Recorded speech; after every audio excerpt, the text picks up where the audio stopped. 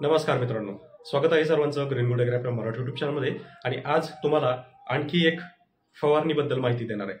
सध्याच्या परिस्थितीमध्ये पाऊस पडतोय, पण हा पाऊस काही सर्वदूर नाहीये। आमच्यासारख्या ठिकाणी काही ठिकाणी तर पाऊसच नाहीये, हा विषय सोडा।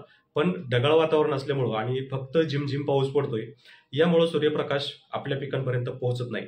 परिणामी झाडाची वाढ खुंटली। ज्या ठिकाणी गवताचं प्रमाण जास्त वाढलंय त्या ठिकाणी मोठ्या अळीचं प्रमाण आपल्याला त्यापेक्षाही जास्त पाहायला मिळते। आणि अशा परिस्थितीमध्ये शेतकऱ्यांचं पीक हे संकटात सापडलंय। मग अशा परिस्थितीमध्ये तुम्हाला वेगवेगळ्या फवारण्या सुचवल्या जातात, अगदी महागड्या फवारण्या। पण या व्हिडिओमध्ये मी तुम्हाला अतिशय साधी, सोपी आणि स्वस्त फवारणी सांगणार आहे। याच्यामध्ये फक्त तुम्हाला काय करायचं तर कॉम्बिनेशन वापरायचंय।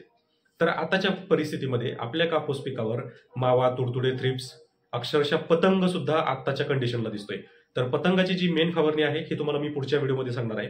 पण आत्ताच्या कंडिशनला आपल्याला मावा असेल, तुडतुडे असेल, त्यासोबत पांढरी माशी असेल, यांना कंट्रोल करणं आणि त्यासोबत जी गवतावरची अळी आहे ती फक्त गवतच खात नाहीये तर कापूस पीक सुद्धा खातीये।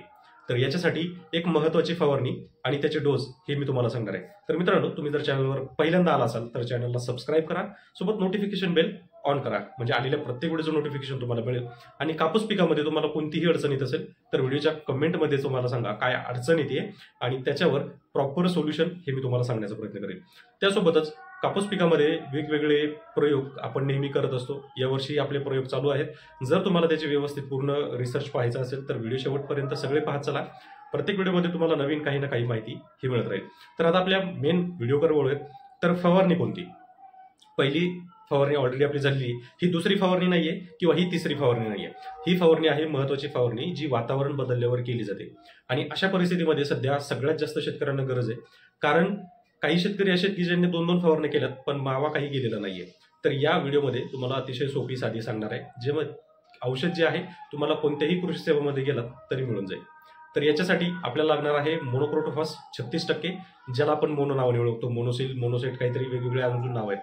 तर मोनो घ्यायचं आपल्याला 200 लिटर पाणी लागत असेल तर साधारणतः 200 मिली मोनो घ्यायचं आहे आणि 200 मिली लॅम्बडा सायलोथ्री 5% घ्यायचं आहे। आता हे दोन घटक आपल्याला लागणार आहेत।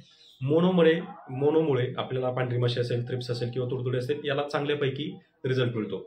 पण याला जोडीला जर आपण लॅम्बडा सायलोथ्री 5% जर दिला तर याचा रिझल्ट आणखी जास्त वाढतो, आणखी जास्त चांगल्या प्रमाणात त्याचे रिॲक्शन वाढते। परिणामी मावा असेल, तुडतुडे असेल किंवा थ्रिप्स असेल किंवा जी पतंग आहेत, पतंग असेल, यांना लगेच काही तासामध्ये तुम्हाला रिझल्ट पाहायला मिळतो। अगदी 48 तासामध्ये तुम्हाला पिकांवरचा कलर सुद्धा वेगळा पाहायला मिळेल। त्याच्यासोबत आपल्याला अळीसाठी घ्यायचंय इमामेक्टिन बेंझोएट 5% SG। तर हे कॉम्बिनेशन जे आहे हे शक्यतो खत तुम्ही ब्रँडेड वापरा, कोणत्याही नामांकित चांगल्या कंपनीचं किंवा ज्यांचा चांगला रिझल्ट आहे असंच इमामेक्टिन वापरा। मार्केटमध्ये एवढे इमामेक्टिन आहेत की तुम्हाला अगदी दुसऱ्या दुकानापेक्षा किंवा ब्रँडेड इमामेक्टिनपेक्षा 20-30 रुपये स्वस्त मिळेल। त्या 20-30 रुपयाकडे पाहू नका, कारण काही इमामेक्टिन असे पण आहेत की जे म्हणजे अगदी 50 ग्रॅम जरी पंपाला मारले तरी अळी मरत नाही। एवढ्या थर्ड क्लास क्वालिटीचे मार्केटमध्ये इमामेक्टिन आहेत। त्यामुळे चांगलं ब्रँडेड घ्या किंवा अनुभवानुसार घ्या, तुम्हाला ज्याचा रिझल्ट चांगला मिळालाय ते इमामेक्टिन तुम्ही वापरा। तर आता याच्यामध्ये आपल्याला प्रति लिटर पाण्यासाठी 1 मिलीने आपल्याला मोनोक्रोटोफॉस घ्यायचा आहे, 1 मिलीने लॅम्बडा सायलोथ्री घ्यायचा आहे। हे प्रमाण आपलं 2 मिलीने प्रति लिटर पाण्यासाठी होतं। आता बरेच शेतकरी म्हणतील हे प्रमाण काही जास्त नाहीये का? अजिबात नाही। कापूस आपला जो आहे कमीत कमी 30 दिवसाचा आहे, त्याच्यापेक्षा पुढचा आहे किंवा 25 दिवसाचा जरी असेल तरी हेच प्रमाण तुम्हाला वापरायचंय। याच्यामध्ये आपल्याला चांगली फुटवे, चांगली वाढ व्हावी। जर फुटवे कमी असतील तर अशा वेळेस तुम्हाला गोदरेज कंपनीचं विपुल वापरायचंय किंवा 1261 वापरायचंय। जर पिकाला काळोखी नसेल तर अशा परिस्थितीमध्ये कोणतंही चांगल्या क्वालिटीचं सीवीड एक्स्ट्रॅक्ट वापरायचंय। जसं की आता नवीन कोलेरा एक नाव सध्या मार्केटमध्ये गाजतंय, ते तुम्ही वापरू शकता। बायोविटा एक्स वापरू शकता किंवा बायोविटा एक्स सारखे मार्केटमध्ये आणखी खूप सारे सीवीड आहेत, ते तुम्ही वापरू शकता। किंवा याच्याऐवजी तुम्ही लिक्विड फॉर्म मधलं सिलिकॉन किंवा ऍक्टिव्ह सिलिकॉन हे सुद्धा वापरू शकता, ज्यामुळे प्रकाश संश्लेषण क्रिया वाढते, सेल डिव्हिजन होतं, याच्यामुळे वाढ सुद्धा चांगली राहते। जर याच्या ऐवजी तुम्हाला झाड पण वाढलं पाहिजे, काळोखी पण आली पाहिजे आणि झाड पुढच्या वातावरणामध्ये सुद्धा सक्षम राहिलं पाहिजे, तर अशा परिस्थितीमध्ये आपल्याकडं इकोस्ट्रॉंग हे औषध आलेलं आहे। या इकोस्ट्रॉंग मध्ये 48 amines, proteins, carbohydrate, organic acid आणि सीविड एक्स्ट्रॅक्ट हे सगळं कॉम्बिनेशन आपल्याला पाहायला मिळते। पण हे जास्त लांबपर्यंत जाऊ शकत नाही किंवा तुम्हाला ट्रान्सपोर्ट ते परवडणार नाही किंवा पोस्टाने जरी पाठवलं तरी त्याला 3-4 दिवस लागणार आहेत। त्यामुळे जे राहता किंवा नगरपर्यंत जे शेतकरी असतील ते मागवू शकतात, त्यांना इथल्या इथं मिळून जाईल। आणि विशेष म्हणजे कोणत्याही मायक्रोन्यूट्रिएंटपेक्षा हे अगदी स्वस्त आहे. मार्केटमध्ये एवढं कॉम्बिनेशन कोणीही देत नाही.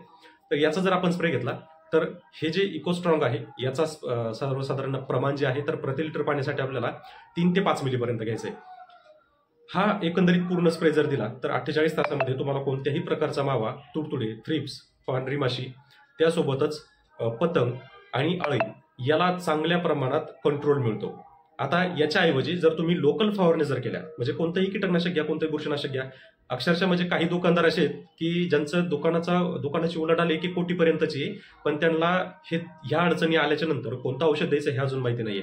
आणि ह्या त्यांच्या चुकीमुळं शेतकरी फसला जातो आणि कोणतेच भलते सलते कॉम्बिनेशन हे दिले जातात, परिणामी त्याचा रिझल्ट आपल्याला मिळत नाही. म्हणून जे कंटेंट मी तुम्हाला सांगितले हे कंटेंट तुम्ही लिहून घ्या आणि हेच कंटेंट तुम्हाला मारायचे. तुमची कपाशी अगदी 25 दिवसापासून 50 दिवसापर्यंत जरी असेल तरी हीच फवारणी आपल्या पिकासाठी करायची. ही फवारणी केल्यानंतर 48 तासामध्ये तुम्हाला चांगल्यापैकी रिझल्ट मिळेल तर मिळेलच, पण झाडाला फुटवे सुद्धा चांगल्या प्रमाणात फुटतील, झाडाला काळोख येईल, झाडाची वाढ जी आहे ही ग्रोथ चालू होईल. तर मित्रांनो, आजचा हा व्हिडिओ आपला इथेच संपलाय. व्हिडिओ जर आवडला असेल तर व्हिडिओला लाईक करा, चॅनलला सबस्क्राईब करा आणि तुम्हाला आणखी तिसरी काही अडचण येत असेल तर कमेंट करून नक्की सांगा. त्याच्यावर सुद्धा तुम्हाला प्रॉपर सोल्युशन हे दिलं जाईल. तसेच कमेंट